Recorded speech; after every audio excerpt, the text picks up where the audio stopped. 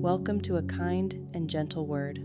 I'm Jordan. As you prepare to rest, I invite you to settle in and breathe deeply. Let go of the noise of the day and allow your mind and heart to be quieted by the Word of God. Tonight, we'll read through the book of 2 Samuel, verse by verse.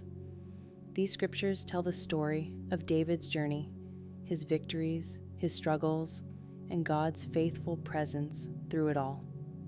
Let this be a time of gentle reflection, a time to draw near to God, to find comfort in His promises, and to fall asleep surrounded by His peace. 2 Samuel chapter 1. After the death of Saul, David returned from striking down the Amalekites and stayed in Ziklag 2 days. On the third day, a man arrived from Saul's camp with his clothes torn and dust on his head. When he came to David, he fell to the ground to pay him honor. "Where have you come from?" David asked him. He answered, "I have escaped from the Israelite camp." "What happened?" David asked. "Tell me." "The men fled from the battle," he replied. "Many of them fell and died, and Saul and his son Jonathan are dead." Then David said to the young man who brought him the report, "How do you know that Saul and his son Jonathan are dead?" "I happened to be on Mount Gilboa," the young man said, "and there was Saul leaning on his spear, with the chariots and their drivers in hot pursuit. When he turned around and saw me, he called out to me, and I said, 'What can I do?' He asked me, 'Who are you?' 'An Amalekite,' I answered. Then he said to me, 'Stand here by me and kill me. I'm in the throes of death, but I'm still alive.' So I stood beside him and killed him, because I knew that after he had fallen, he could not survive. And I took the crown that was on his head and the band on his arm, and have brought them here to my Lord." Then David and all the men with him took hold of their clothes and tore them. They mourned and wept and fasted till evening for Saul and his son Jonathan, and for the army of the Lord and for the nation of Israel, because they had fallen by the sword. David said to the young man who brought him the report, "Where are you from?" "I am the son of a foreigner, an Amalekite," he answered. David asked him, "Why weren't you afraid to lift your hand to destroy the Lord's anointed?" Then David called one of his men and said, "Go, strike him down." So he struck him down, and he died. For David had said to him, "Your blood be on your own head. Your own mouth testified against you when you said, 'I killed the Lord's anointed.'" David took up this lament concerning Saul and his son Jonathan, and he ordered that the people of Judah be taught this lament of the bow. It is written in the book of Jeshar, "A gazelle lies slain on your heights, Israel. How the mighty have fallen. Tell it not in Gath, proclaim it not in the streets of Ashkelon, lest the daughters of the Philistines be glad, lest the daughters of the uncircumcised rejoice. Mountains of Gilboa, may you have neither dew nor rain, may no showers fall on your terraced fields. For there the shield of the mighty was despised, the shield of Saul, no longer rubbed with oil. From the blood of the slain, from the flesh of the mighty, the bow of Jonathan did not turn back, the sword of Saul did not return unsatisfied. Saul and Jonathan, in life they were loved and admired, and in death they were not parted. They were swifter than eagles, they were stronger than lions. Daughters of Israel, weep for Saul, who clothed you in scarlet and finery, who adorned your garments with ornaments of gold. How the mighty have fallen in battle. Jonathan lies slain on your heights. I grieve for you, Jonathan, my brother. You were very dear to me. Your love for me was wonderful, more wonderful than that of women. How the mighty have fallen, the weapons of war have perished.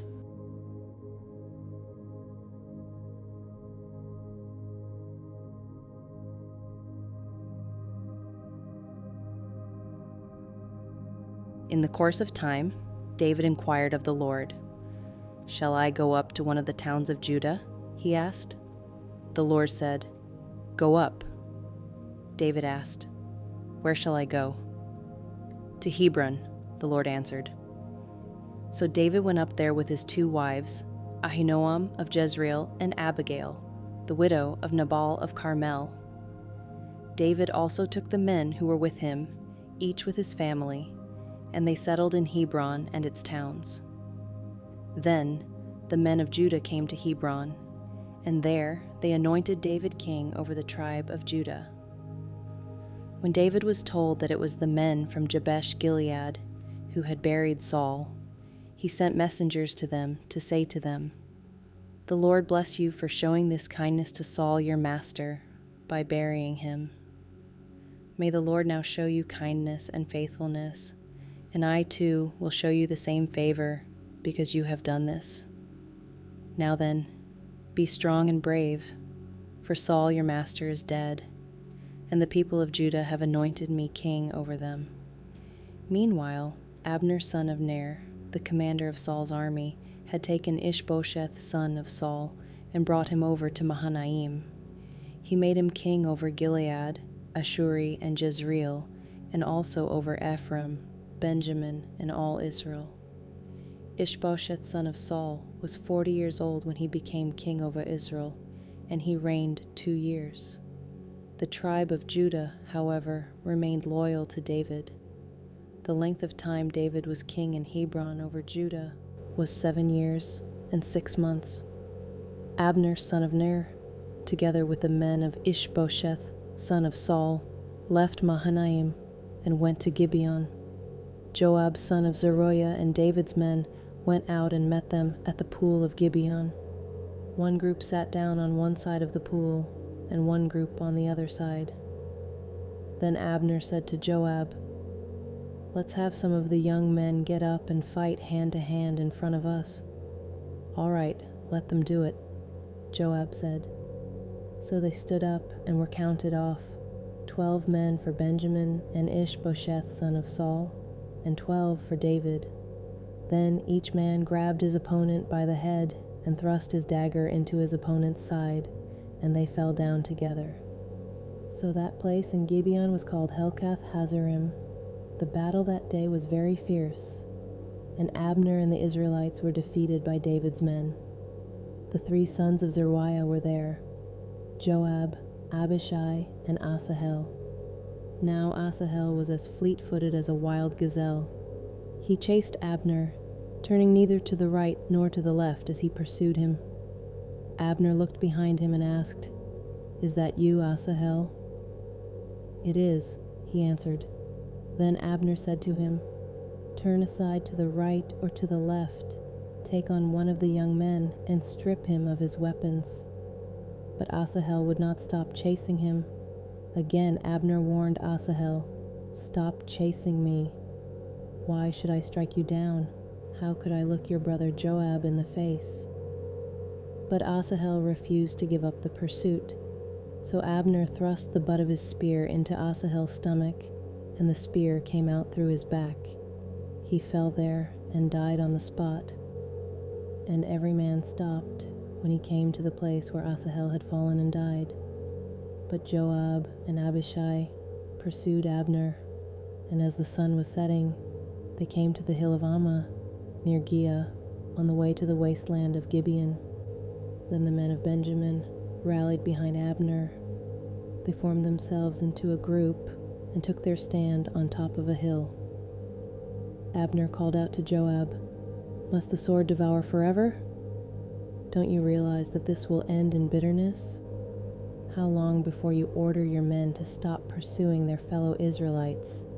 Joab answered, "As surely as God lives, if you had not spoken, the men would have continued pursuing them until morning." So Joab blew the trumpet, and all the troops came to a halt. They no longer pursued Israel, nor did they fight any more. All that night, Abner and his men marched through the Arabah. They crossed the Jordan, continued through the morning hours, and came to Mahanaim. Then Joab stopped pursuing Abner and assembled the whole army. Besides Asahel, 19 of David's men were found missing, but David's men had killed 360 Benjamites who were with Abner. They took Asahel and buried him in his father's tomb at Bethlehem. Then Joab and his men marched all night and arrived at Hebron by daybreak.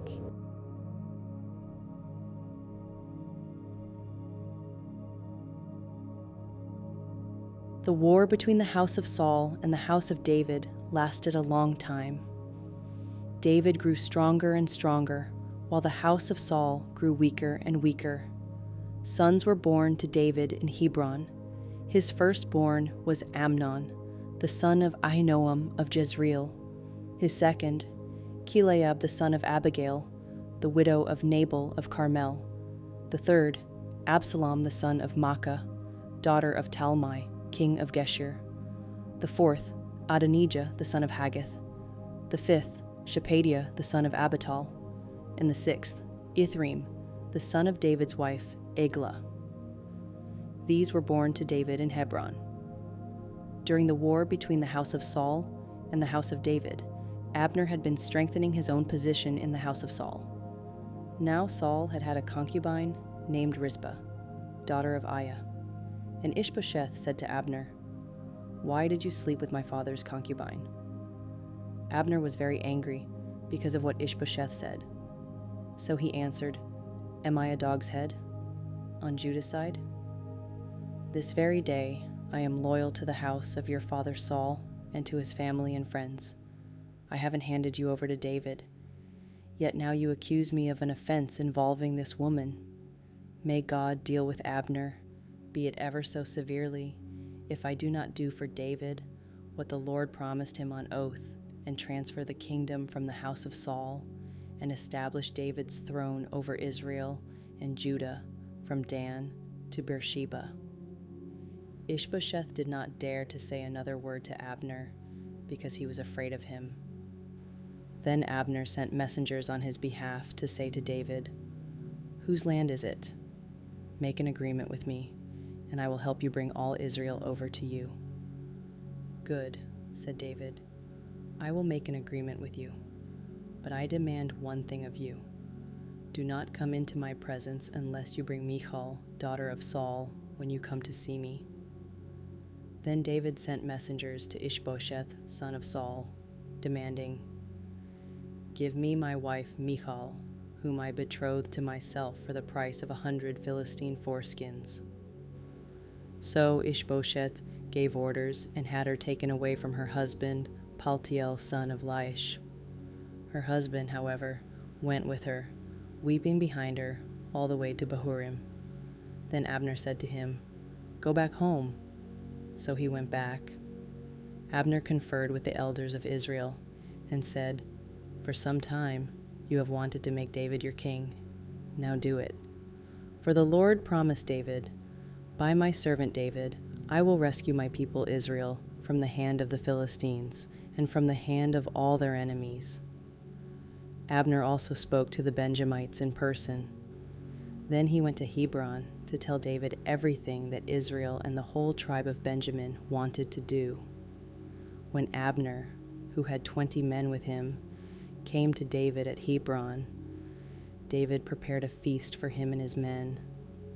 Then Abner said to David, "Let me go at once and assemble all Israel for my lord the king, so that they may make a covenant with you, and that you may rule over all that your heart desires." So David sent Abner away, and he went in peace. Just then David's men and Joab returned from a raid and brought with them a great deal of plunder. But Abner was no longer with David in Hebron, because David had sent him away, and he had gone in peace. When Joab and all the soldiers with him arrived, he was told that Abner, son of Ner, had come to the king, and that the king had sent him away, and that he had gone in peace. So Joab went to the king and said, "What have you done? Look, Abner came to you. Why did you let him go? Now he is gone. You know Abner, son of Ner. He came to deceive you and observe your movements and find out everything you are doing." Joab then left David and sent messengers after Abner, and they brought him back from the cistern at Sirah. But David did not know it. Now when Abner returned to Hebron, Joab took him aside into an inner chamber, as if to speak with him privately. And there, to avenge the blood of his brother Asahel, Joab stabbed him in the stomach, and he died. Later, when David heard about this, he said, "I and my kingdom are forever innocent before the Lord concerning the blood of Abner son of Ner.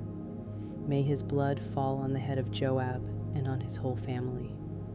May Joab's family never be without someone who has a running sore or leprosy, or who leans on a crutch, or who falls by the sword, or who lacks food." Joab and his brother Abishai murdered Abner because he had killed their brother Asahel in the battle at Gibeon. Then David said to Joab and all the people with him, "Tear your clothes and put on sackcloth and walk in mourning in front of Abner." King David himself walked behind the bier. They buried Abner in Hebron, and the king wept aloud at Abner's tomb. All the people wept also.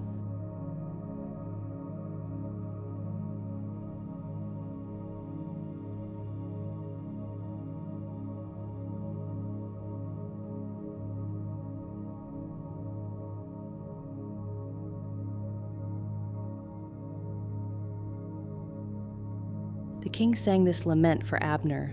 "Should Abner have died as the lawless die? Your hands were not bound, your feet were not fettered. You fell as one falls before the wicked." And all the people wept over him again. Then they all came and urged David to eat something while it was still day.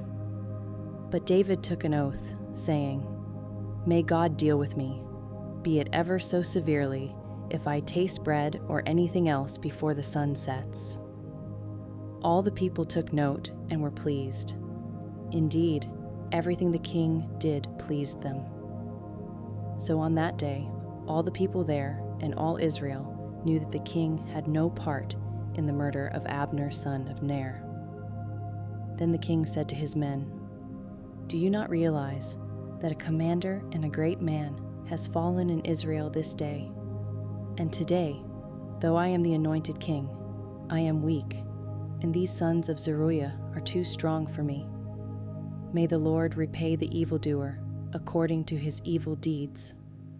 When Ishbosheth, son of Saul, heard that Abner had died in Hebron, he lost courage, and all Israel became alarmed. 2. Now Saul's son had 2 men who were leaders of raiding bands. One was named Baanah, and the other Rechab. They were sons of Rimmon the Beerothite from the tribe of Benjamin.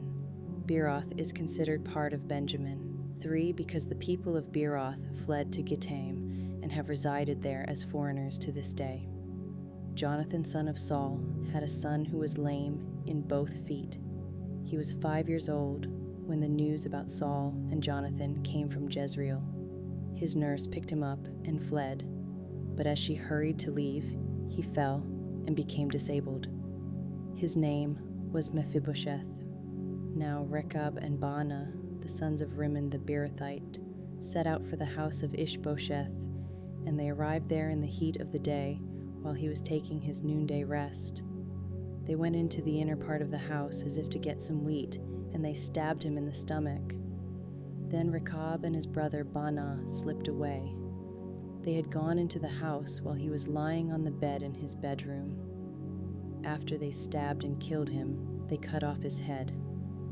Taking it with them, they traveled all night by way of the Arabah. They brought the head of Ishbosheth to David at Hebron and said to the king, "Here is the head of Ishbosheth, son of Saul, your enemy, who tried to kill you. This day the Lord has avenged my lord the king against Saul." and his offspring. David answered Rechab and his brother Baanah, the sons of Rimmon the Beerothite, "As surely as the Lord lives, who has delivered me out of every trouble, when someone told me, 'Saul is dead,' and thought he was bringing good news, I seized him and put him to death in Ziklag. That was the reward I gave him for his news. How much more, when wicked men have killed an innocent man in his own house and on his own bed? Should I not now demand his blood from your hand and rid the earth of you?" So David gave an order to his men, and they killed them. They cut off their hands and feet and hung the bodies by the pool in Hebron.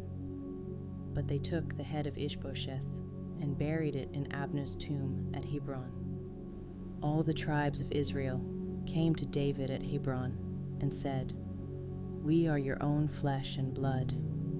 In the past, while Saul was king over us, you were the one who led Israel on their military campaigns. And the Lord said to you, 'You will shepherd my people Israel, and you will become their ruler.' When all the elders of Israel had come to King David at Hebron, the king made a covenant with them at Hebron before the Lord, and they anointed David king over Israel. David was 30 years old when he became king, and he reigned 40 years. In Hebron, he reigned over Judah 7 years and 6 months, and in Jerusalem, he reigned over all Israel and Judah 33 years. The king and his men marched to Jerusalem to attack the Jebusites who lived there. The Jebusites said to David, 'You will not get in here. Even the blind and the lame can ward you off.' They thought, 'David cannot get in here.' Nevertheless, David captured the fortress of Zion, which is the city of David. On that day, David had said, 'Anyone who conquers the Jebusites will have to use the water shaft to reach those lame and blind who are David's enemies.' That is why they say, 'The blind and lame will not enter the palace.' David then took up residence in the fortress and called it the City of David. He built up the area around it, from the terraces inward, and he became more and more powerful because the Lord God Almighty was with him. Now Hiram, king of Tyre, sent envoys to David, along with cedar logs and carpenters and stonemasons, and they built a palace for David. Then David knew that the Lord had established him as king over Israel and had exalted his kingdom for the sake of his people Israel.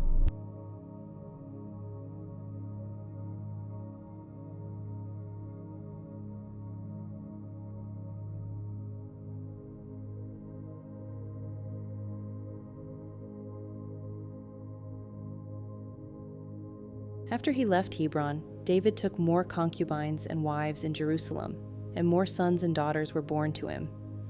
These are the names of the children born to him there: Shammua, Shobab, Nathan, Solomon, Ibhar, Elishua, Nepheg, Japhiah, Elishama, Eliada, and Eliphalet. When the Philistines heard that David had been anointed king over Israel, they went up in full force to search for him. But David heard about it and went down to the stronghold. Now the Philistines had come and spread out in the valley of Rephaim. So David inquired of the Lord, "Shall I go and attack the Philistines? Will you deliver them into my hands?" The Lord answered him, "Go, for I will surely deliver the Philistines into your hands." So David went to Baal-perazim, and there he defeated them. He said, "As waters break out, the Lord has broken out against my enemies before me." So that place was called Baal-perazim. The Philistines abandoned their idols there, and David and his men carried them off. Once more the Philistines came up and spread out in the valley of Rephaim. So David inquired of the Lord, and he answered, "Do not go straight up, but circle around behind them and attack them in front of the poplar trees.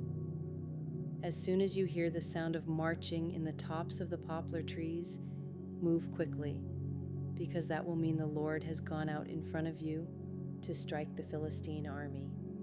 So David did as the Lord commanded him, and he struck down the Philistines all the way from Gibeon to Gezer.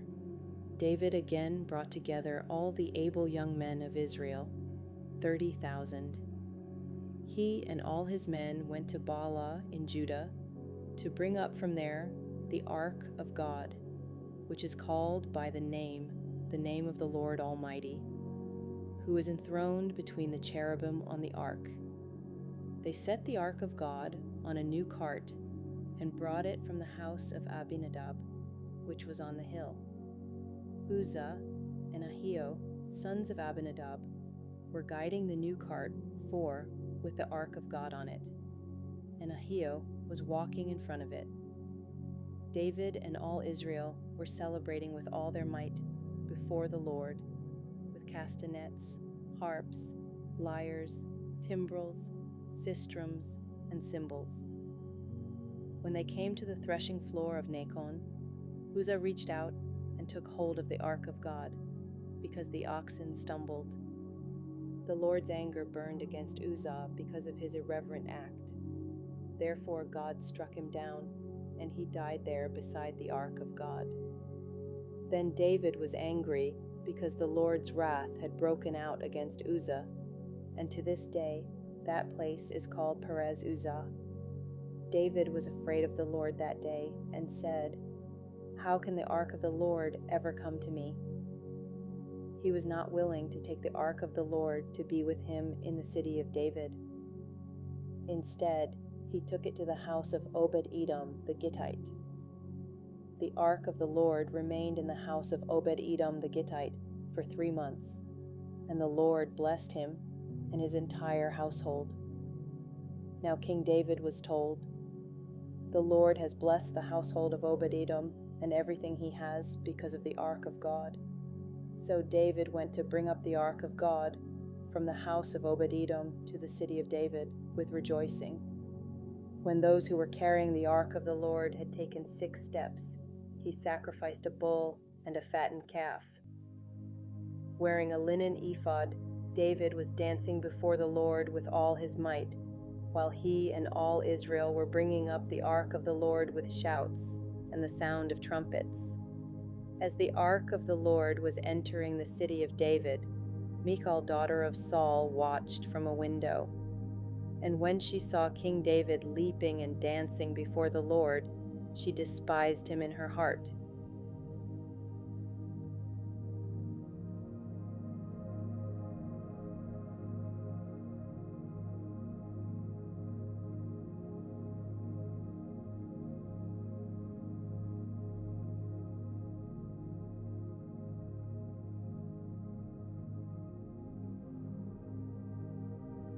After the king was settled in his palace, and the Lord had given him rest from all his enemies around him, he said to Nathan the prophet, "Here I am, living in a house of cedar, while the ark of God remains in a tent."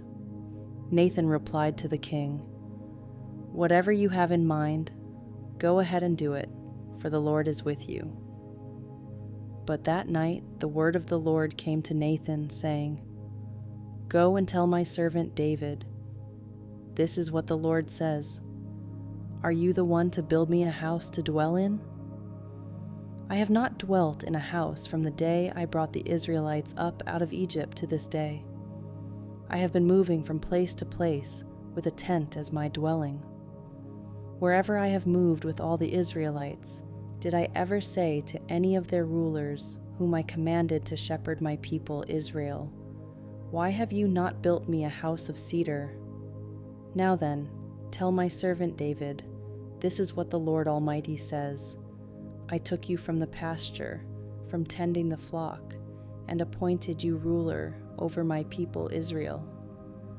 I have been with you wherever you have gone, and I have cut off all your enemies from before you. Now I will make your name great, like the names of the greatest men on earth. And I will provide a place for my people Israel, and will plant them so that they can have a home of their own, and no longer be disturbed. Wicked people will not oppress them anymore, as they did at the beginning and have done ever since the time I appointed leaders over my people Israel. I will also give you rest from all your enemies. The Lord declares to you that the Lord himself will establish a house for you. When your days are over and you rest with your ancestors, I will raise up your offspring to succeed you, your own flesh and blood, and I will establish his kingdom. He is the one who will build a house for my name, and I will establish the throne of his kingdom forever. I will be his father, and he will be my son. When he does wrong, I will punish him with a rod wielded by men, with floggings inflicted by human hands. But my love will never be taken away from him, as I took it away from Saul, whom I removed from before you. Your house and your kingdom will endure forever before me.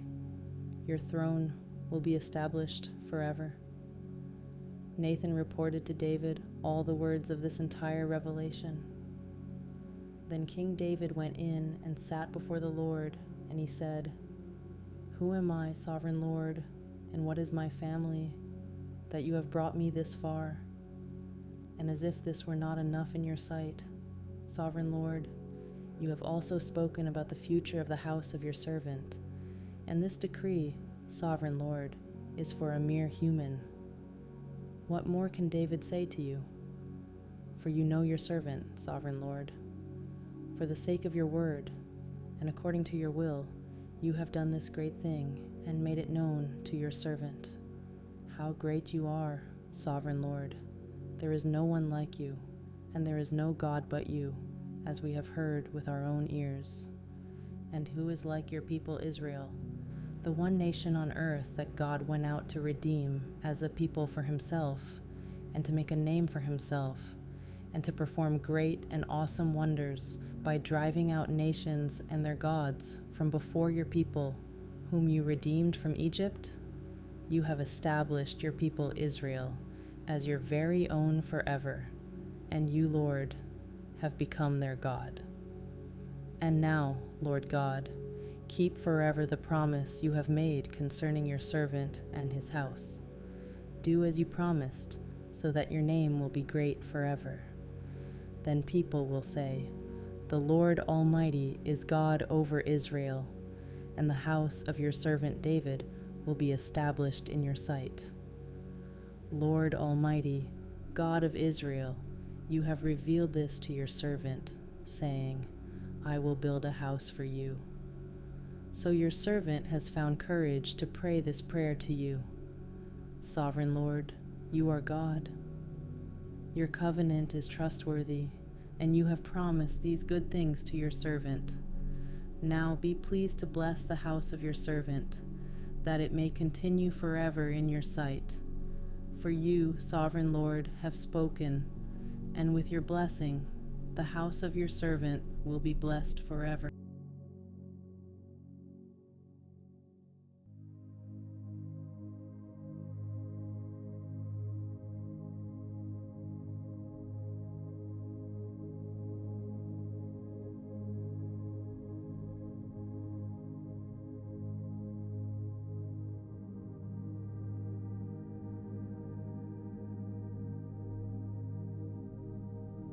When the Arameans of Damascus came to help Hadadezer king of Zobah, David struck down 22,000 of them. He put garrisons in the Aramean kingdom of Damascus, and the Arameans became subject to him and brought tribute. The Lord gave David victory wherever he went. David took the gold shields that belonged to the officers of Hadadezer and brought them to Jerusalem. From Tebah and Berothai, towns that belonged to Hadadezer, King David took a great quantity of bronze. When Tou, king of Hamath, heard that David had defeated the entire army of Hadadezer, he sent his son Joram to King David to greet him and congratulate him on his victory in battle over Hadadezer, who had been at war with Tou. Joram brought with him articles of silver, of gold, and of bronze. King David dedicated these articles to the Lord, as he had done with the silver and gold from all the nations he had subdued, Edom and Moab, the Ammonites and the Philistines, and Amalek. He also dedicated the plunder taken from Hadadezer, son of Rehob, king of Zobah. And David became famous after he returned from striking down 18,000 Edomites in the Valley of Salt. He put garrisons throughout Edom, and all the Edomites became subject to David. The Lord gave David victory wherever he went. David reigned over all Israel, doing what was just and right for all his people. Joab, son of Zeruiah, was over the army. Jehoshaphat, son of Ahilud, was recorder. Zadok, son of Ahitub, and Ahimelech, son of Abiathar, were priests. Sariah was secretary. Benaiah, son of Jehoiada, was over the Kerethites and Pelethites, and David's sons were priests. David asked, "Is there anyone still left of the house of Saul to whom I can show kindness for Jonathan's sake?" Now there was a servant of Saul's household named Ziba. They summoned him to appear before David, and the king said to him, "Are you Ziba?" "At your service," he replied. The king asked, "Is there no one still alive from the house of Saul to whom I can show God's kindness?" Ziba answered the king, "There is still a son of Jonathan. He is lame in both feet." "Where is he?" the king asked. Ziba answered, "He is at the house of Machir, son of Amiel, in Lo-debar." So King David had him brought from Lo-debar, from the house of Machir, son of Amiel. When Mephibosheth, son of Jonathan, the son of Saul, came to David, he bowed down to pay him honor. David said, "Mephibosheth." "At your service," he replied. "Don't be afraid," David said to him, "for I will surely show you kindness for the sake of your father Jonathan. I will restore to you all the land that belonged to your grandfather Saul, and you will always eat at my table." Mephibosheth bowed down and said, "What is your servant, that you should notice a dead dog like me?" Then the king summoned Ziba, Saul's steward, and said to him, "I have given your master's grandson everything that belonged to Saul and his family. You and your sons and your servants are to farm the land for him and bring in the crops, so that your master's grandson may be provided for. And Mephibosheth, grandson of your master, will always eat at my table." Now Ziba had 15 sons and 20 servants.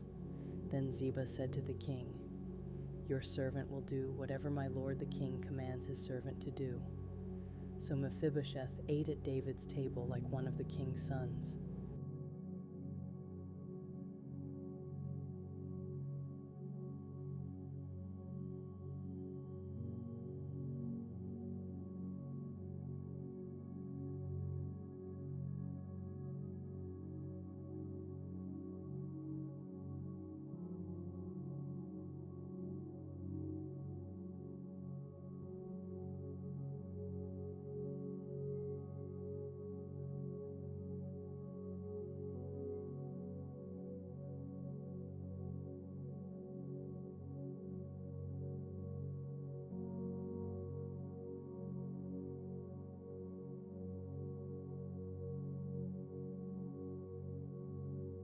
On hearing this, David sent Joab out with the entire army of fighting men. The Ammonites came out and drew up in battle formation at the entrance of their city gate, while the Arameans of Zobah and Rehob and the men of Tob and Maacah were by themselves in the open country. Joab saw that there were battle lines in front of him and behind him, so he selected some of the best troops in Israel and deployed them against the Arameans. He put the rest of the men under the command of Abishai, his brother, and deployed them against the Ammonites. Joab said, "If the Arameans are too strong for me, then you are to come to my rescue. But if the Ammonites are too strong for you, then I will come to rescue you.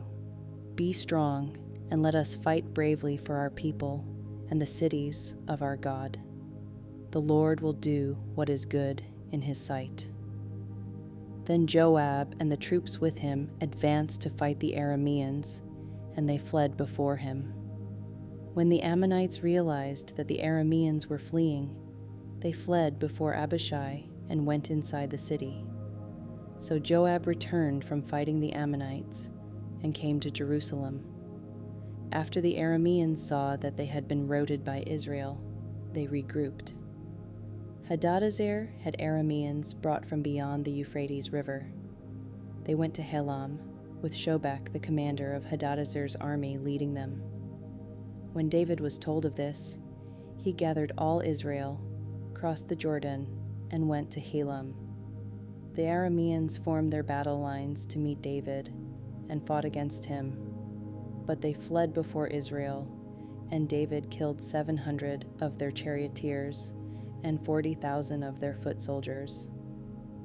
He also struck down Shobak, the commander of their army, and he died there. When all the kings who were vassals of Hadadezer saw that they had been routed by Israel, they made peace with the Israelites and became subject to them.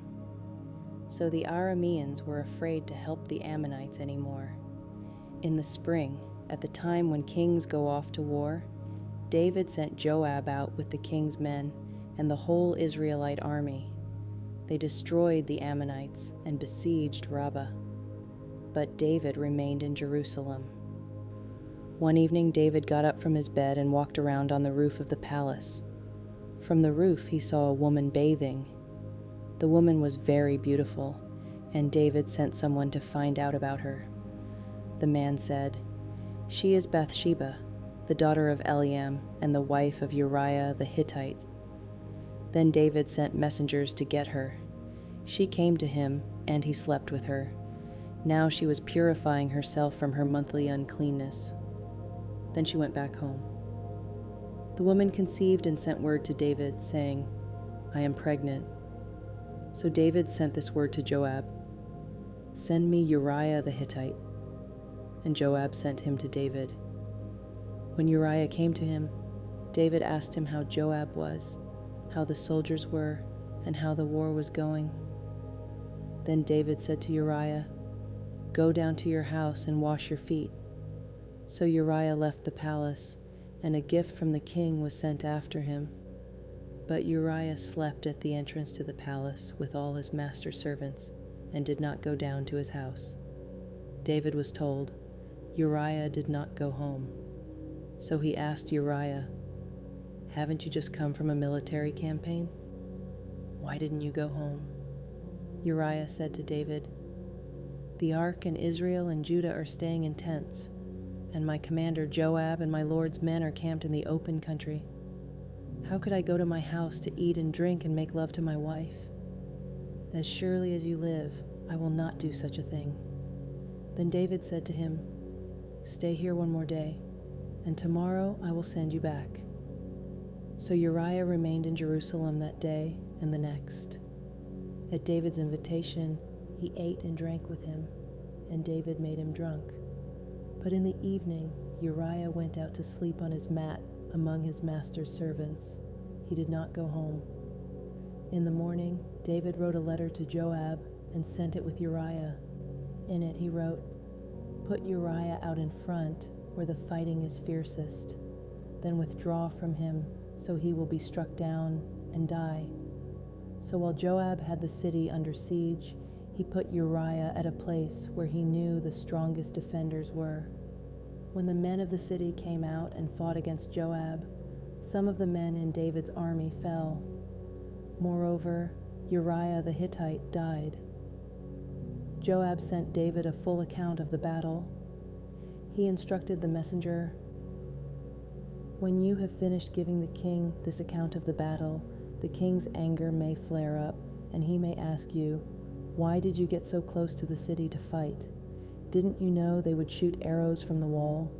Who killed Abimelech, son of Jerub-Besheth?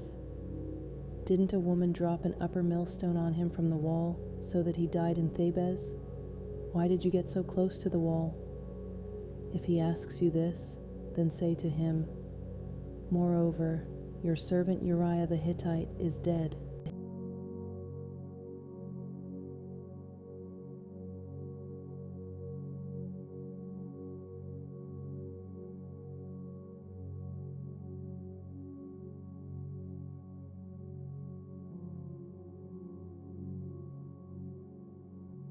David told the messenger, "Say this to Joab. Don't let this upset you. The sword devours one as well as another. Press the attack against the city and destroy it." Say this to encourage Joab. When Uriah's wife heard that her husband was dead, she mourned for him. After the time of mourning was over, David had her brought to his house, and she became his wife and bore him a son. But the thing David had done displeased the Lord. The Lord sent Nathan to David. When he came to him, he said, "There were 2 men in a certain town, one rich and the other poor. The rich man had a very large number of sheep and cattle, but the poor man had nothing except one little ewe lamb he had bought. He raised it, and it grew up with him and his children. It shared his food, drank from his cup, and even slept in his arms. It was like a daughter to him. Now a traveler came to the rich man, but the rich man refrained from taking one of his own sheep or cattle to prepare a meal for the traveler who had come to him. Instead, he took the ewe lamb that belonged to the poor man and prepared it for the one who had come to him. David burned with anger against the man and said to Nathan, "As surely as the Lord lives, the man who did this must die. He must pay for that lamb 4 times over, because he did such a thing and had no pity." Then Nathan said to David, "You are the man. This is what the Lord, the God of Israel, says. I anointed you king over Israel, and I delivered you from the hand of Saul. I gave your master's house to you, and your master's wives into your arms. I gave you all Israel and Judah. And if all this had been too little, I would have given you even more. Why did you despise the word of the Lord by doing what is evil in his eyes? You struck down Uriah the Hittite with the sword and took his wife to be your own. You killed him with the sword of the Ammonites. Now, therefore, the sword will never depart from your house, because you despised me and took the wife of Uriah the Hittite to be your own. This is what the Lord says. Out of your own household, I am going to bring calamity on you. Before your very eyes, I will take your wives and give them to one who is close to you, and he will sleep with your wives in broad daylight. You did it in secret, but I will do this thing in broad daylight before all Israel." Then David said to Nathan, "I have sinned against the Lord." Nathan replied, "The Lord has taken away your sin. You are not going to die. But because by doing this you have shown utter contempt for the Lord, the son born to you will die." After Nathan had gone home, the Lord struck the child that Uriah's wife had borne to David, and he became ill. David pleaded with God for the child. He fasted and spent the nights lying in sackcloth on the ground. The elders of his household stood beside him to get him up from the ground, but he refused, and he would not eat any food with them. On the 7th day, the child died. David's attendants were afraid to tell him that the child was dead, for they thought, while the child was still living, he wouldn't listen to us when we spoke to him.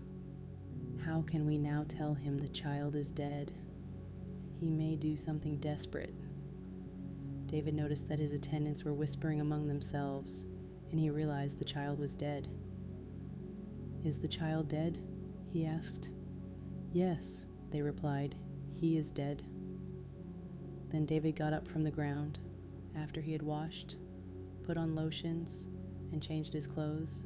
He went into the house of the Lord and worshipped. Then he went to his own house, and at his request, they served him food, and he ate. His attendants asked him, "Why are you acting this way? While the child was alive, you fasted and wept, but now that the child is dead, you get up and eat." He answered, "While the child was still alive, I fasted and wept. I thought, who knows? the Lord may be gracious to me and let the child live. But now that he is dead, why should I go on fasting? Can I bring him back again? I will go to him, but he will not return to me." Then David comforted his wife Bathsheba, and he went to her and made love to her. She gave birth to a son, and they named him Solomon. The Lord loved him, and because the Lord loved him, he sent word through Nathan the prophet to name him Jedediah. Meanwhile, Joab fought against Rabbah of the Ammonites and captured the royal citadel. Joab then sent messengers to David, saying, "I have fought against Rabbah and taken its water supply. Now muster the rest of the troops and besiege the city and capture it. Otherwise, I will take the city, and it will be named after me."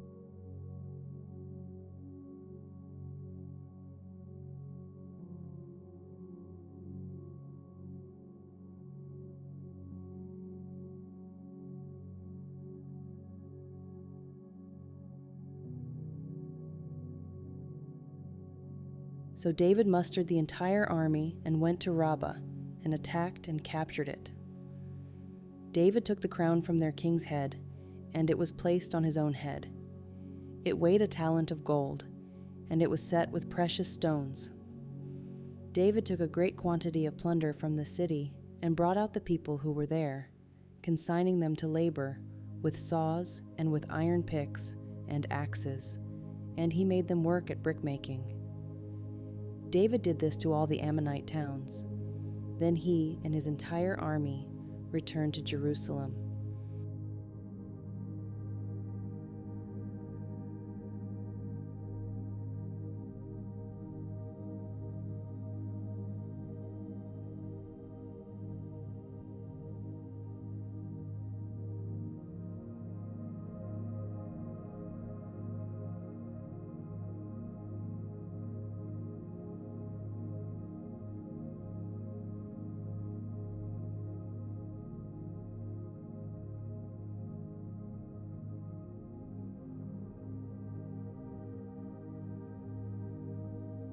While they were on their way, the report came to David. "Absalom has struck down all the king's sons. Not one of them is left." The king stood up, tore his clothes, and lay down on the ground, and all his attendants stood by with their clothes torn. But Jonadab, son of Shemaiah, David's brother, said, "My lord should not think that they killed all the princes. Only Amnon is dead. This has been Absalom's express intention ever since the day Amnon raped his sister Tamar. My lord the king should not be concerned about the report that all the king's sons are dead. Only Amnon is dead." Meanwhile, Absalom had fled.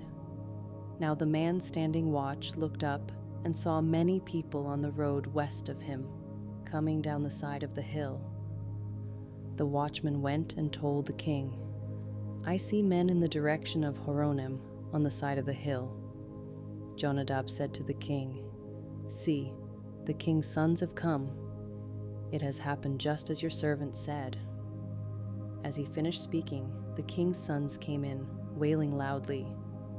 The king too, and all his attendants wept very bitterly. Absalom fled and went to Talmai son of Ammihud, the king of Geshur. But King David mourned many days for his son. After Absalom fled and went to Geshur, he stayed there 3 years. And King David longed to go to Absalom, for he was consoled concerning Amnon's death. Joab, son of Zeruiah, knew that the king's heart longed for Absalom. So Joab sent someone to Tekoa and had a wise woman brought from there. He said to her, "Pretend you are in mourning. Dress in mourning clothes, and don't use any cosmetic lotions. Act like a woman who has spent many days grieving for the dead. Then go to the king and speak these words to him." And Joab put the words in her mouth. When the woman from Tekoa went into the king, she fell with her face to the ground to pay him honor. And she said, "Help me, your majesty." The king asked her, "What is troubling you?" She said, I am a widow. My husband is dead. I, your servant, had 2 sons. They got into a fight with each other in the field, and no one was there to separate them. One struck the other and killed him. Now the whole clan has risen up against your servant. They say, 'Hand over the one who struck his brother down, so that we may put him to death for the life of his brother whom he killed. Then we will get rid of the heir as well.' They would put out the only burning coal I have left, leaving my husband neither name nor descendant on the face of the earth." The king said to the woman, "Go home, and I will issue an order in your behalf." But the woman from Tekoa said to him, "Let my lord the king pardon me and my family, and let the king and his throne be without guilt." The king replied, "If anyone says anything to you, bring them to me, and they will not bother you again." She said, "Then let the king invoke the Lord his God to prevent the avenger of blood from adding to the destruction, so that my son will not be destroyed." "As surely as the Lord lives," he said, "not one hair of your son's head will fall to the ground."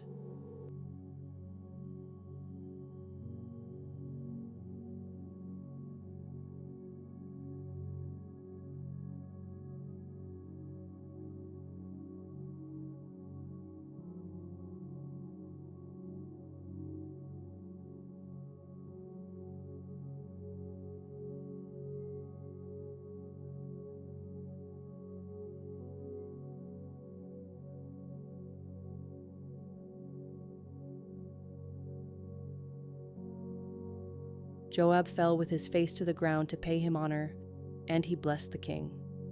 Joab said, "Today your servant knows that he has found favor in your eyes, my lord the king, because the king has granted his servant's request." Then Joab went to Geshur and brought Absalom back to Jerusalem.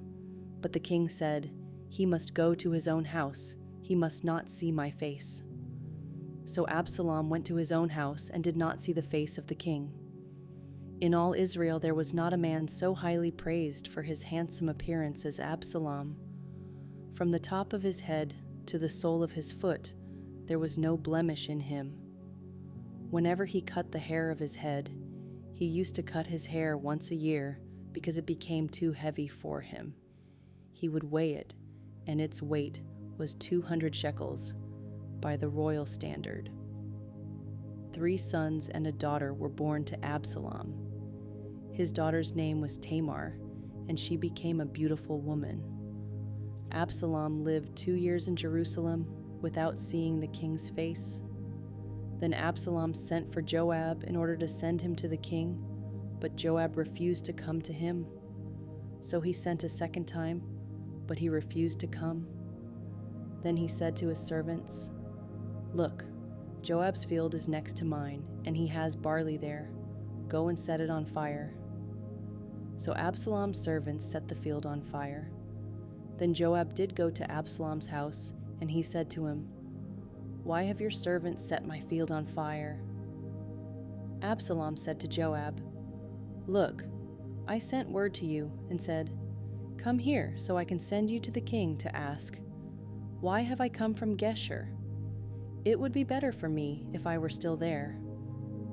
Now then, I want to see the king's face, and if I am guilty of anything, let him put me to death." So Joab went to the king and told him this. Then the king summoned Absalom, and he came in and bowed down with his face to the ground before the king. And the king kissed Absalom. In the course of time, Absalom provided himself with a chariot and horses, and with 50 men to run ahead of him. He would get up early and stand by the side of the road leading to the city gate. Whenever anyone came with a complaint to be placed before the king for a decision, Absalom would call out to him, "What town are you from?" He would answer, "Your servant is from one of the tribes of Israel." Then Absalom would say to him, "Look, your claims are valid and proper, but there is no representative of the king to hear you." And Absalom would add, "If only I were appointed judge in the land." Then everyone who has a complaint or case could come to me, and I would see that they receive justice. Also, whenever anyone approached him to bow down before him, Absalom would reach out his hand, take hold of him, and kiss him. Absalom behaved in this way toward all the Israelites who came to the king asking for justice, and so he stole the hearts of the people of Israel. At the end of 4 years, Absalom said to the king, "Let me go to Hebron and fulfill a vow I made to the Lord. While your servant was living at Geshur in Aram, I made this vow. If the Lord takes me back to Jerusalem, I will worship the Lord in Hebron."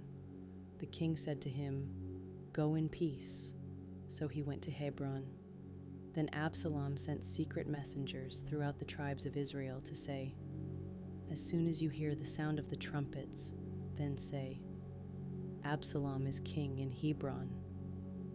200 men from Jerusalem had accompanied Absalom. They had been invited as guests and went quite innocently, knowing nothing about the matter. While Absalom was offering sacrifices, he also sent for Ahithophel the Gilonite, David's counselor, to come from Gilo, his hometown. And so the conspiracy gained strength, and Absalom's following kept on increasing.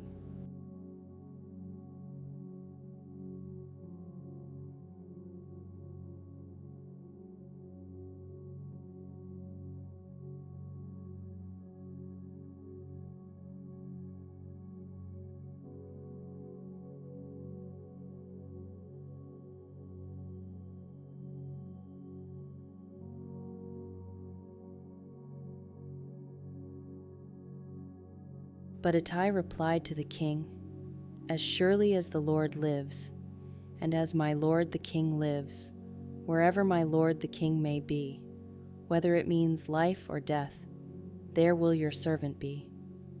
David said to Ittai, "Go ahead, march on." So Ittai the Gittite marched on with all his men and the families that were with him. The whole countryside wept aloud as all the people passed by. The king also crossed the Kidron Valley, and all the people moved on toward the wilderness. Zadok was there too, and all the Levites who were with him were carrying the ark of the covenant of God. They set down the ark of God, and Abiathar offered sacrifices until all the people had finished leaving the city. Then the king said to Zadok, "Take the ark of God back into the city. If I find favor in the Lord's eyes, he will bring me back and let me see it and his dwelling place again. But if he says, 'I am not pleased with you,' then I am ready. Let him do to me whatever seems good to him." The king also said to Zadok the priest, "Do you understand? Go back to the city with my blessing. Take your son Ahimaaz with you, and also Abiathar's son Jonathan. You and Abiathar return with your 2 sons. I will wait at the fords in the wilderness until word comes from you to inform me." So Zadok and Abiathar took the ark of God back to Jerusalem and stayed there. But David continued up the Mount of Olives, weeping as he went. His head was covered, and he was barefoot. All the people with him covered their heads too, and were weeping as they went up. Now David had been told, "Ahithophel is among the conspirators with Absalom." So David prayed, "Lord, turn Ahithophel's counsel into foolishness." When David arrived at the summit, where people used to worship God, Hushai the Archite was there to meet him, his robe torn and dust on his head. David said to him, "If you go with me, you will be a burden to me. But if you return to the city and say to Absalom, 'Your Majesty, I will be your servant. I was your father's servant in the past, but now I will be your servant,' then you can help me by frustrating Ahithophel's advice. Won't the priests Zadok and Abiathar be there with you? Tell them anything you hear in the king's palace. Their 2 sons, Ahimaaz son of Zadok and Jonathan son of Abiathar, are there with them. Send them to me with anything you hear." So Hushai, David's confidant, arrived at Jerusalem as Absalom was entering the city. When David had gone a short distance beyond the summit, there was Ziba, the steward of Mephibosheth, waiting to meet him. He had a string of donkeys saddled and loaded with 200 loaves of bread, 100 cakes of raisins, 100 cakes of figs, and a skin of wine. The king asked Ziba, "Why have you brought these?" Ziba answered, "The donkeys are for the king's household to ride on, the bread and fruit are for the men to eat, and the wine is to refresh those who become exhausted in the wilderness." The king then asked, "Where is your master's grandson?" Ziba said to him, "He is staying in Jerusalem because he thinks, 'Today the Israelites will restore to me my grandfather's kingdom.'" Then the king said to Ziba, "All that belonged to Mephibosheth is now yours." "I humbly bow," Ziba said. "May I find favor in your eyes, my lord the king."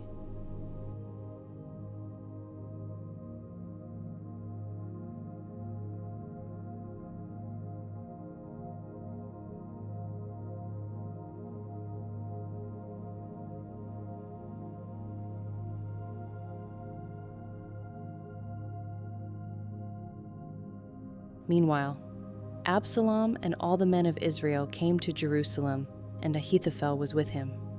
Then Hushai the Archite, David's confidant, went to Absalom and said to him, "Long live the king!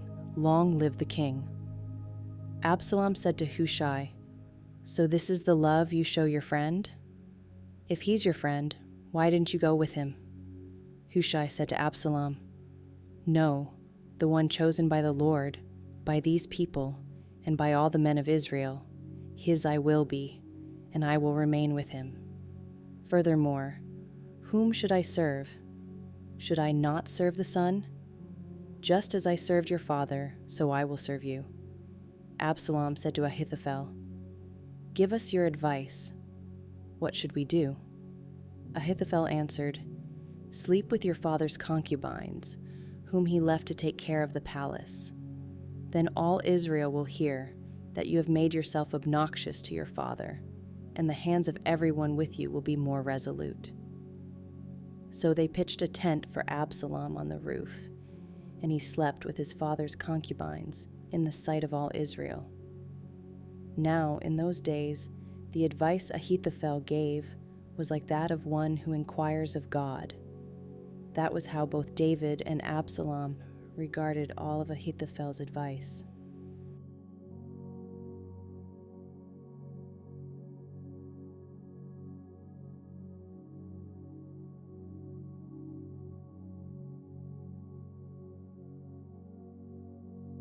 Ahithophel said to Absalom, "I would choose 12,000 men and set out tonight in pursuit of David.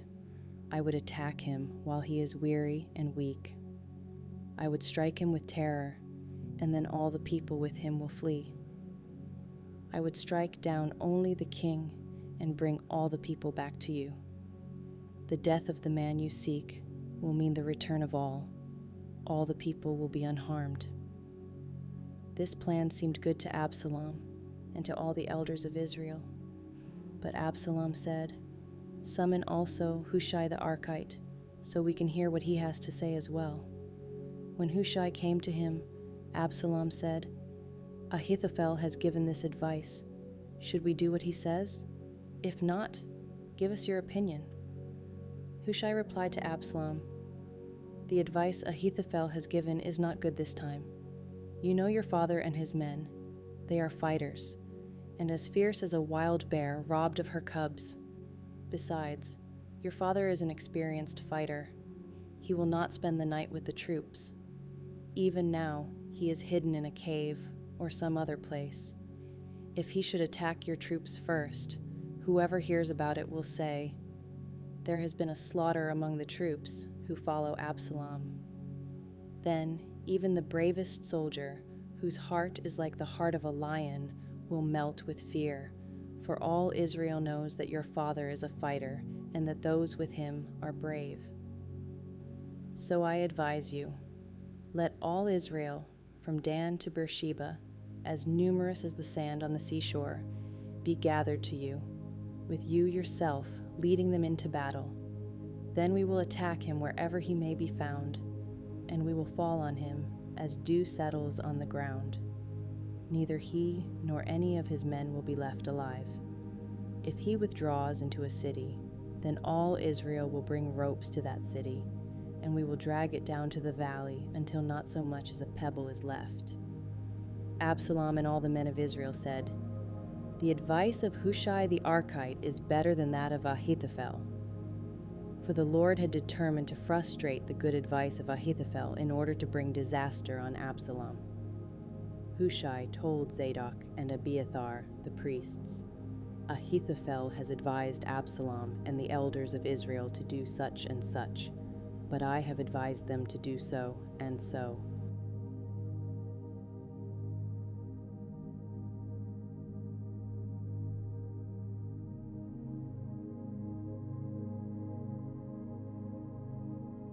David went to Mahanaim, and Absalom crossed the Jordan with all the men of Israel. Absalom had appointed Amasa over the army in place of Joab. Amasa was the son of Jether, an Ishmaelite who had married Abigail, the daughter of Nahash and sister of Zeruiah, the mother of Joab. The Israelites and Absalom camped in the land of Gilead.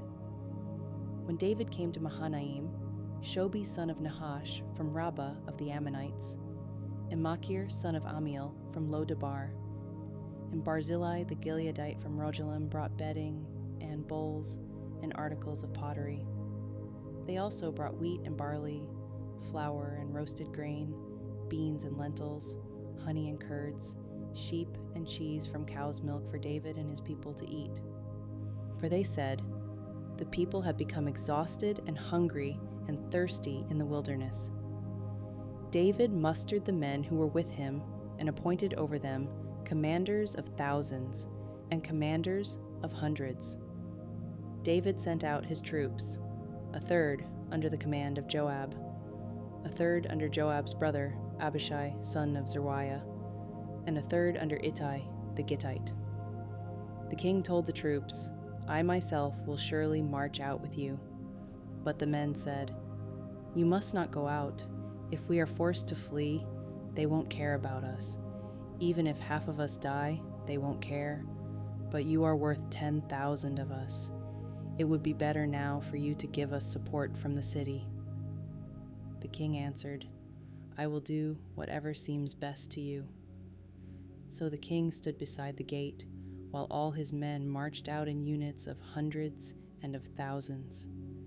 The king commanded Joab, Abishai, and Ittai, "Be gentle with the young man Absalom for my sake." And all the troops heard the king giving orders concerning Absalom to each of the commanders. David's army marched out of the city to fight Israel, and the battle took place in the forest of Ephraim. There Israel's troops were routed by David's men, and the casualties that day were great, 20,000 men. The battle spread out over the whole countryside, and the forest swallowed up more men that day than the sword. Now Absalom happened to meet David's men. He was riding his mule, and as the mule went under the thick branches of a large oak, Absalom's hair got caught in the tree. He was left hanging in midair, while the mule he was riding kept on going. When one of the men saw what had happened, he told Joab, "I just saw Absalom hanging in an oak tree." Joab said to the man who had told him this, "What? You saw him? Why didn't you strike him to the ground right there? Then I would have had to give you 10 shekels of silver and a warrior's belt." But the man replied, "Even if 1,000 shekels were weighed out into my hands, I would not lay a hand on the king's son. In our hearing, the king commanded you and Abishai and Ittai, protect the young man Absalom for my sake. And if I had put my life in jeopardy, and nothing is hidden from the king, you would have kept your distance from me." Joab said, "I'm not going to wait like this for you." So he took 3 javelins in his hand and plunged them into Absalom's heart, while Absalom was still alive in the oak tree.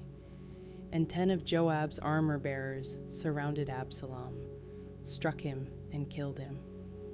Then Joab sounded the trumpet, and the troops stopped pursuing Israel, for Joab halted them.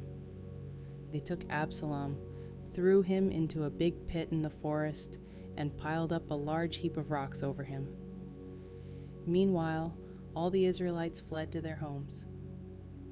During his lifetime, Absalom had taken a pillar and erected it in the king's valley as a monument to himself, for he thought, "I have no son to carry on the memory of my name." He named the pillar after himself, and it is called Absalom's monument to this day.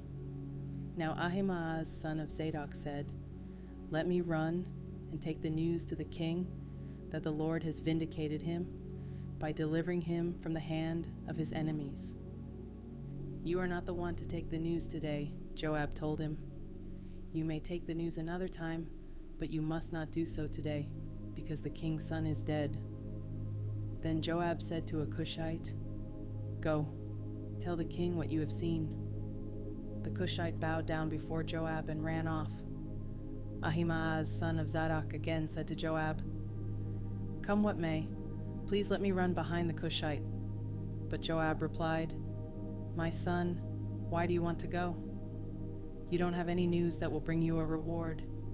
He said, "Come what may, I want to run." So Joab said, "Run." Then Ahimaaz ran by way of the plain and outran the Cushite. While David was sitting between the inner and outer gates, the watchman went up to the roof of the gateway by the wall. As he looked out, he saw a man running alone. The watchman called out to the king and reported it.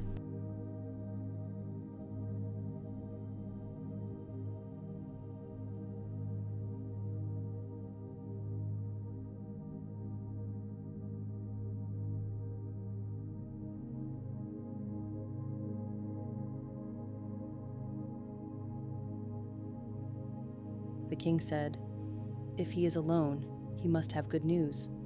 And the runner came closer and closer. Then the watchman saw another runner, and he called down to the gatekeeper, "Look, another man running alone." The king said, "He must be bringing good news too." The watchman said, "It seems to me that the first one runs like Ahimaaz, son of Zadok." "He's a good man," the king said. "He comes with good news."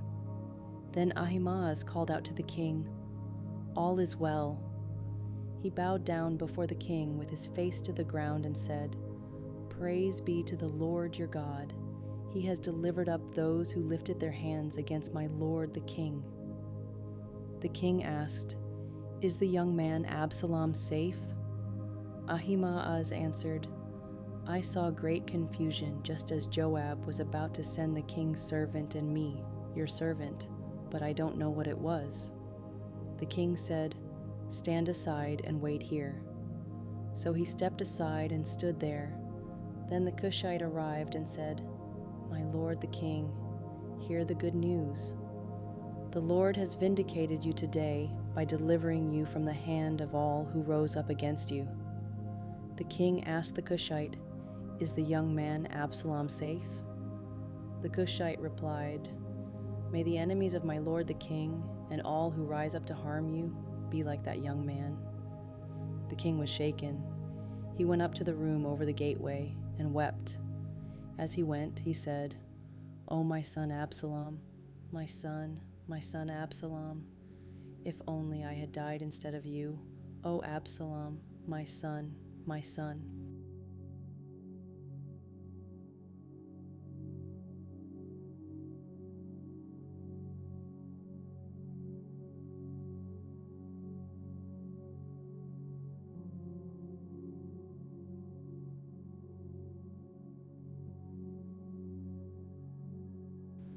Joab was told, "The king is weeping and mourning for Absalom." And for the whole army, the victory that day was turned into mourning, because on that day the troops heard it said, "The king is grieving for his son." The men stole into the city that day, as men steal in who are ashamed when they flee from battle. The king covered his face and cried aloud, "Oh, my son Absalom, oh, Absalom, my son, my son." Then Joab went into the house to the king and said, "Today you have humiliated all your men, who have just saved your life and the lives of your sons and daughters and the lives of your wives and concubines. You love those who hate you and hate those who love you. You have made it clear today that the commanders and their men mean nothing to you. I see that you would be pleased if Absalom were alive today and all of us were dead. Now go out and encourage your men. I swear by the Lord that if you don't go out, not a man will be left with you by nightfall. This will be worse for you than all the calamities that have come on you from your youth till now." So the king got up and took his seat in the gateway. When the men were told, "The king is sitting in the gateway," they all came before him. Meanwhile, the Israelites had fled to their homes. Throughout the tribes of Israel, all the people were arguing among themselves, saying, "The king delivered us from the hand of our enemies. He is the one who rescued us from the hand of the Philistines. But now he has fled the country to escape from Absalom. And Absalom, whom we anointed to rule over us, has died in battle. So why do you say nothing about bringing the king back?"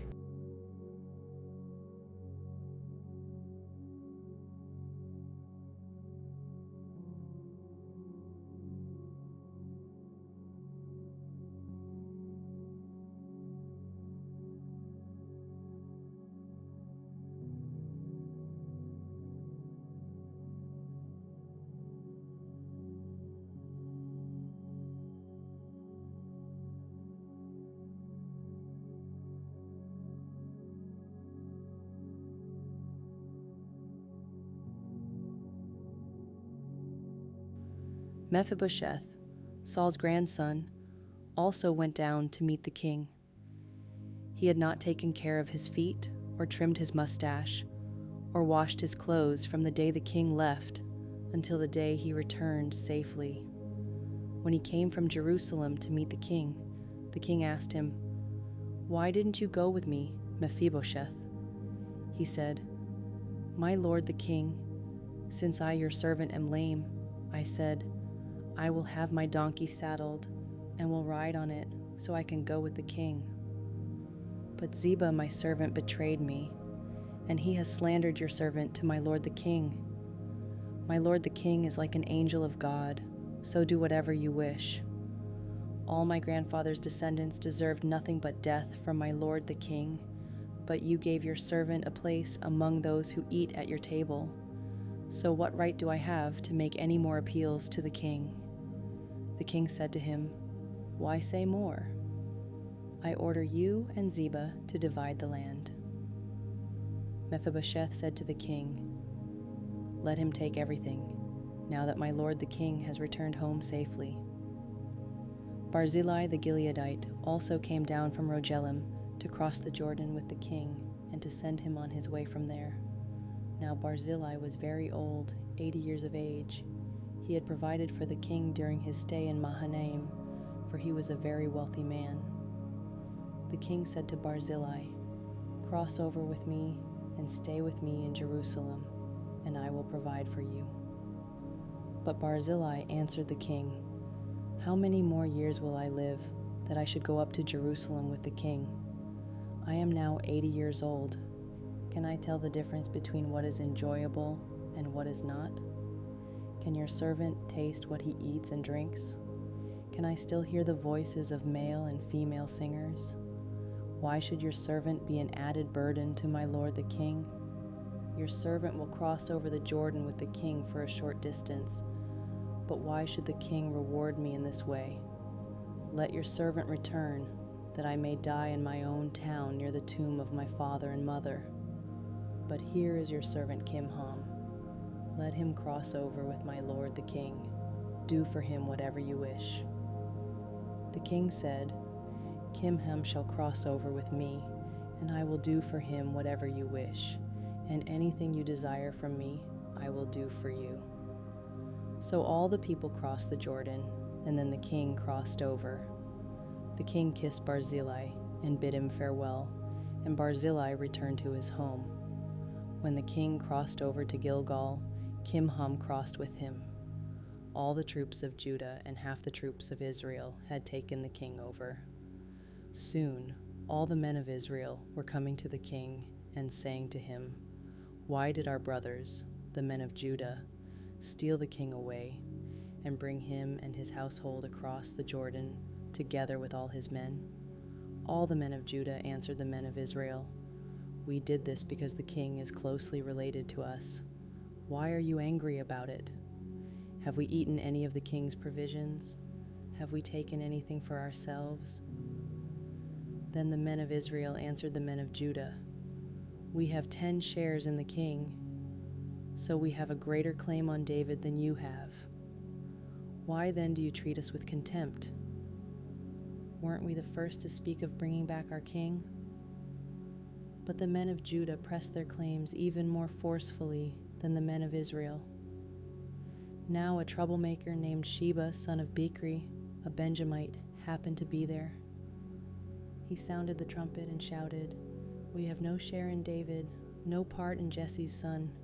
Every man to his tent, Israel." So all the men of Israel deserted David to follow Sheba, son of Bichri. But the men of Judah stayed by their king all the way from the Jordan to Jerusalem. When David returned to his palace in Jerusalem, he took the 10 concubines he had left to take care of the palace and put them in a house under guard. He provided for them, but had no sexual relations with them. They were kept in confinement till the day of their death, living as widows.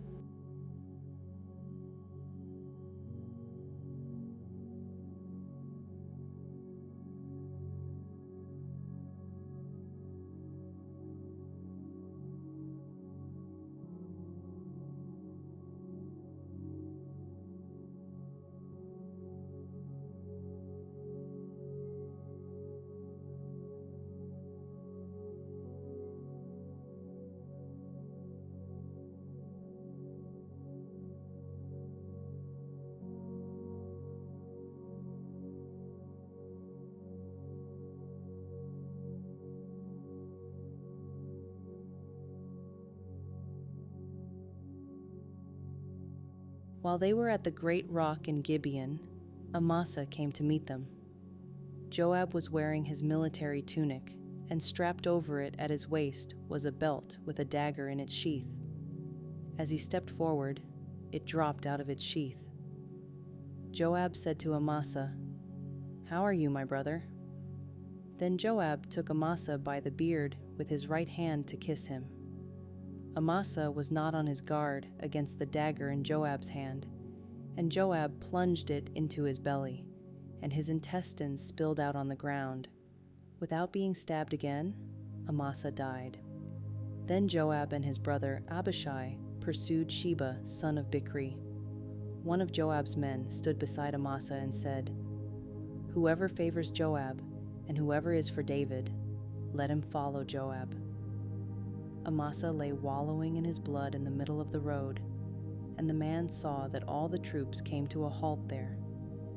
When he realized that everyone who came up to Amasa stopped, he dragged him from the road into a field and threw a garment over him. After Amasa had been removed from the road, everyone went on with Joab to pursue Sheba, son of Bichri.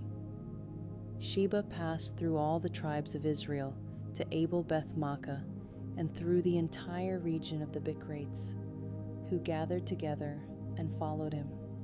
All the troops with Joab came and besieged Sheba in Abel Beth-Maachah. They built a siege ramp up to the city, and it stood against the outer fortifications. While they were battering the wall to bring it down, a wise woman called from the city, Listen, tell Joab to come here so I can speak to him." He went toward her, and she asked, "Are you Joab?" "I am," he answered. She said, "Listen to what your servant has to say." "I'm listening," he said. She continued, "Long ago they used to say, 'Get your answer at Abel,' and that settled it. We are the peaceful and faithful in Israel. You are trying to destroy a city that is a mother in Israel. Why do you want to swallow up the Lord's inheritance?" "Far be it from me," Joab replied. "Far be it from me to swallow up or destroy. That is not the case. A man named Sheba, son of Bichri, from the hill country of Ephraim, has lifted up his hand against the king, against David. Hand over this one man, and I'll withdraw from the city." The woman said to Joab, "His head will be thrown to you from the wall." Then the woman went to all the people with her wise advice, and they cut off the head of Sheba, son of Bichri, and threw it to Joab. So he sounded the trumpet, and his men dispersed from the city, each returning to his home. And Joab went back to the king in Jerusalem.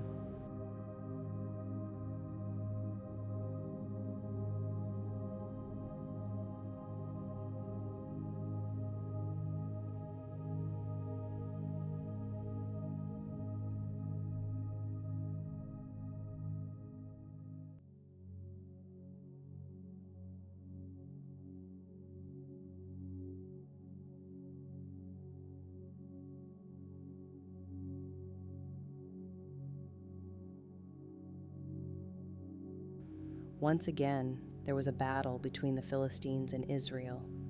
David went down with his men to fight against the Philistines, and he became exhausted. And Ishbi-Benob, one of the descendants of Rapha, whose bronze spearhead weighed 300 shekels, and who was armed with a new sword, said he would kill David. But Abishai, son of Zeruiah, came to David's rescue. He struck the Philistine down and killed him. Then David's men swore to him, saying, "Never again will you go out with us to battle, so that the lamp of Israel will not be extinguished." In the course of time, there was another battle with the Philistines, at Gob. At that time, Sibbecai the Hushathite killed Saph, one of the descendants of Rapha. In another battle with the Philistines at Gob, Elhanan son of Jair the Bethlehemite killed the brother of Goliath the Gittite, who had a spear with a shaft like a weaver's rod. In still another battle, which took place at Gath, there was a huge man with 6 fingers on each hand and 6 toes on each foot, 24 in all. He also was descended from Rapha. When he taunted Israel, Jonathan son of Shimea, David's brother, killed him. These 4 were descendants of Rapha and Gath, and they fell at the hands of David and his men.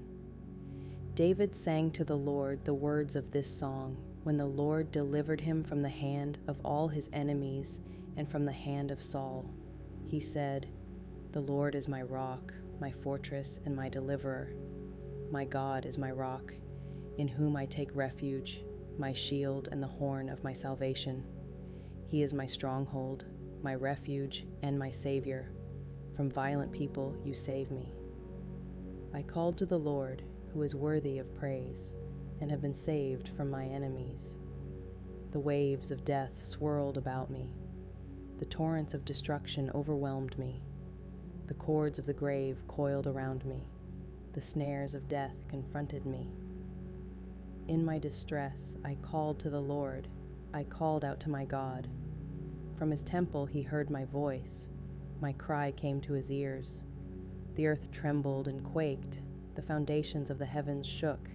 They trembled because he was angry. Smoke rose from his nostrils. Consuming fire came from his mouth. Burning coals blazed out of it. He parted the heavens and came down. Dark clouds were under his feet. He mounted the cherubim and flew. He soared on the wings of the wind. He made darkness his canopy around him, the dark rain clouds of the sky. Out of the brightness of his presence, bolts of lightning blazed forth. The Lord thundered from heaven. The voice of the Most High resounded. He shot his arrows and scattered the enemy. With great bolts of lightning he routed them. The valleys of the sea were exposed, and the foundations of the earth laid bare at the rebuke of the Lord, at the blast of breath from his nostrils. He reached down from on high and took hold of me. He drew me out of deep waters. He rescued me from my powerful enemy, from my foes, who were too strong for me. They confronted me in the day of my disaster, but the Lord was my support. He brought me out into a spacious place. He rescued me because he delighted in me. The Lord has dealt with me according to my righteousness. According to the cleanness of my hands, he has rewarded me. For I have kept the ways of the Lord. I am not guilty of turning from my God. All his laws are before me. I have not turned away from his decrees. I have been blameless before him and have kept myself from sin. The Lord has rewarded me according to my righteousness, according to my cleanness in his sight.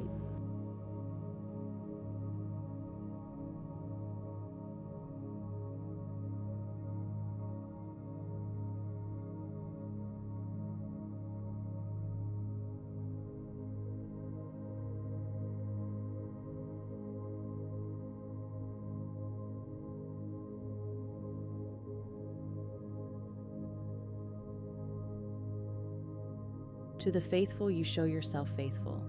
To the blameless you show yourself blameless. To the pure you show yourself pure. But to the devious you show yourself shrewd. You save the humble, but your eyes are on the haughty to bring them low.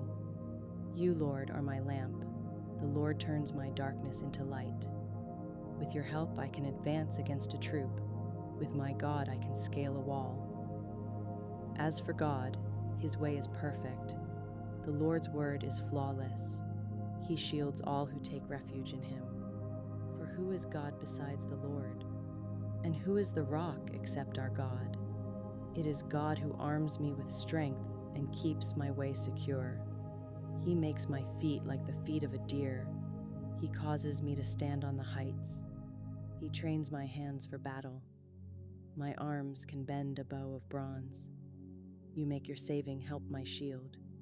Your help has made me great. You provide a broad path for my feet, so that my ankles do not give way. I pursued my enemies and crushed them. I did not turn back till they were destroyed. I crushed them completely, and they could not rise. They fell beneath my feet. You armed me with strength for battle. You humbled my adversaries before me. You made my enemies turn their backs in flight, and I destroyed my foes. They cried for help, but there was no one to save them. To the Lord, but he did not answer. I beat them as fine as the dust of the earth. I pounded and trampled them like mud in the streets. You have delivered me from the attacks of the peoples. You have preserved me as the head of nations. People I did not know now serve me. Foreigners cower before me. As soon as they hear of me, they obey me. They all lose heart. They come trembling from their strongholds. The Lord lives. Praise be to my rock. Exalted be my God, the rock, my Savior. He is the God who avenges me, who puts the nations under me, who sets me free from my enemies. You exalted me above my foes. From a violent man you rescued me. Therefore, I will praise you, Lord, among the nations. I will sing the praises of your name.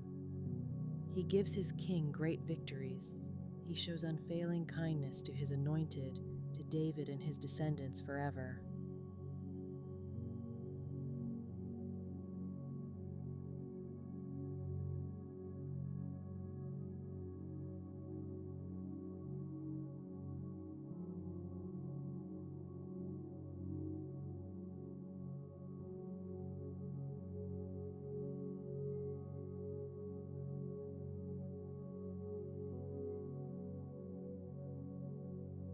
These are the last words of David, the inspired utterance of David, son of Jesse, the utterance of the man exalted by the Most High, the man anointed by the God of Jacob, the hero of Israel's songs. The Spirit of the Lord spoke through me. His word was on my tongue. The God of Israel spoke. The Rock of Israel said to me, When one rules over people in righteousness, when he rules in the fear of God, he is like the light of morning at sunrise on a cloudless morning, like the brightness after rain that brings grass from the earth. If my house were not right with God, surely he would not have made with me an everlasting covenant, arranged and secured in every part. Surely he would not bring to fruition my salvation and grant me my every desire. But evil men are all to be cast aside like thorns, which are not gathered with the hand. Whoever touches thorns uses a tool of iron or the shaft of a spear. They are burned up where they lie. These are the names of David's mighty warriors. Josheb-Basshebeth, a Tachemonite, was chief of the three. He raised his spear against 800 men, whom he killed in one encounter. Next to him was Eleazar son of Dodai, the Ahohite. As one of the three mighty warriors, he was with David when they taunted the Philistines gathered at Pasdamim for battle. Then the Israelites retreated, but Eleazar stood his ground and struck down the Philistines, till his hand grew tired and froze to the sword. The Lord brought about a great victory that day. The troops returned to Eleazar, but only to strip the dead. Next to him was Shammah, son of Agi, the Hararite. When the Philistines banded together at a place where there was a field full of lentils, Israel's troops fled from them. But Shammah took his stand in the middle of the field. He defended it and struck the Philistines down, and the Lord brought about a great victory.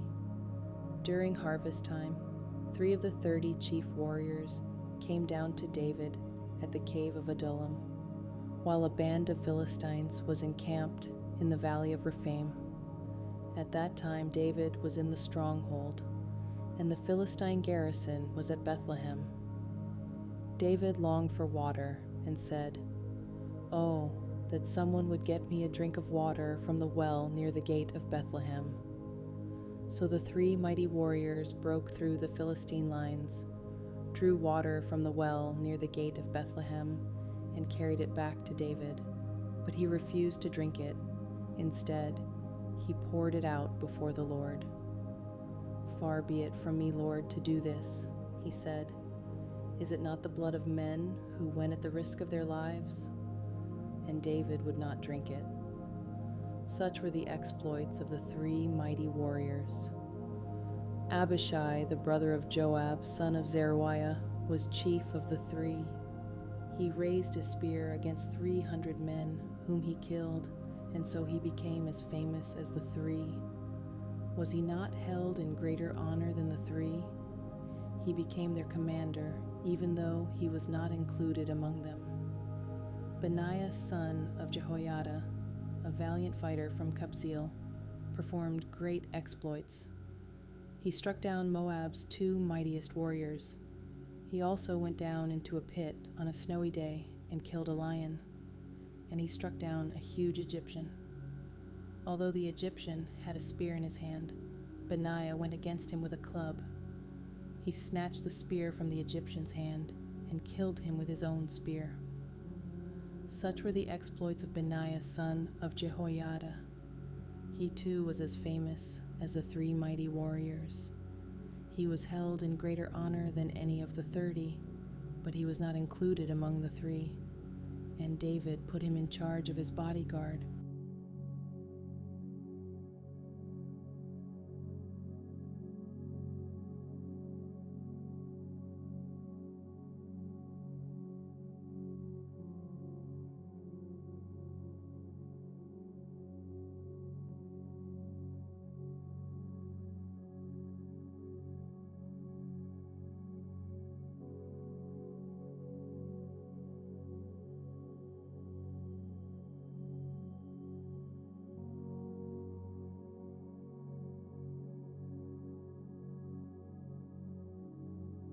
Again the anger of the Lord burned against Israel, and he incited David against them, saying, "Go and take a census of Israel and Judah."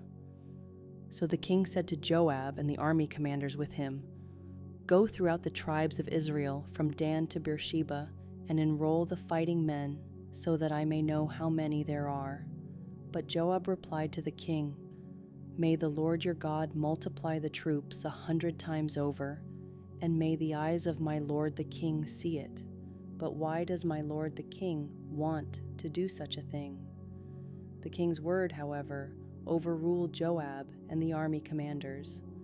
So they left the presence of the king to enroll the fighting men of Israel.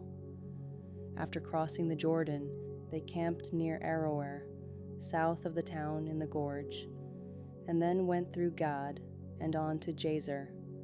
They went to Gilead and the region of Tatim Hodshi, and on to Danjan and around toward Sidon. Then they went toward the fortress of Tyre and all the towns of the Hivites and Canaanites. Finally, they went on to Beersheba in the Negev of Judah.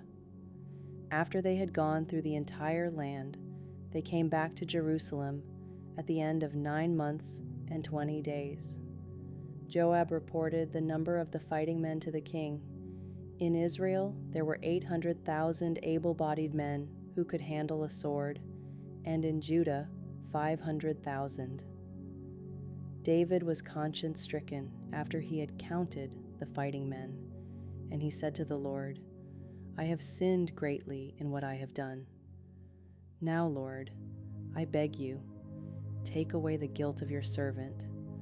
I have done a very foolish thing." Before David got up the next morning, the word of the Lord had come to Gad, the prophet, David's seer. "Go and tell David, this is what the Lord says. I am giving you 3 options. Choose one of them for me to carry out against you." So Gad went to David and said to him, "Shall there come on you 3 years of famine in your land, or 3 months of fleeing from your enemies while they pursue you, or 3 days of plague in your land? Now then, think it over and decide how I should answer the one who sent me." David said to Gad, "I am in deep distress. Let us fall into the hands of the Lord, for his mercy is great, but do not let me fall into human hands." So the Lord sent a plague on Israel from that morning until the end of the time designated, and 70,000 of the people from Dan to Beersheba died.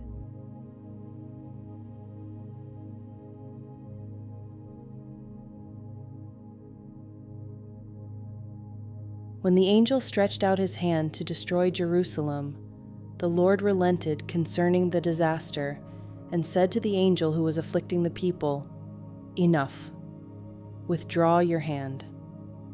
The angel of the Lord was then at the threshing floor of Araunah the Jebusite. When David saw the angel who was striking down the people, he said to the Lord, "I have sinned.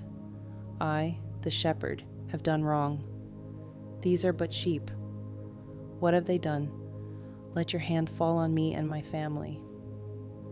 On that day, Gad went to David and said to him, "Go up and build an altar to the Lord on the threshing floor of Araunah the Jebusite."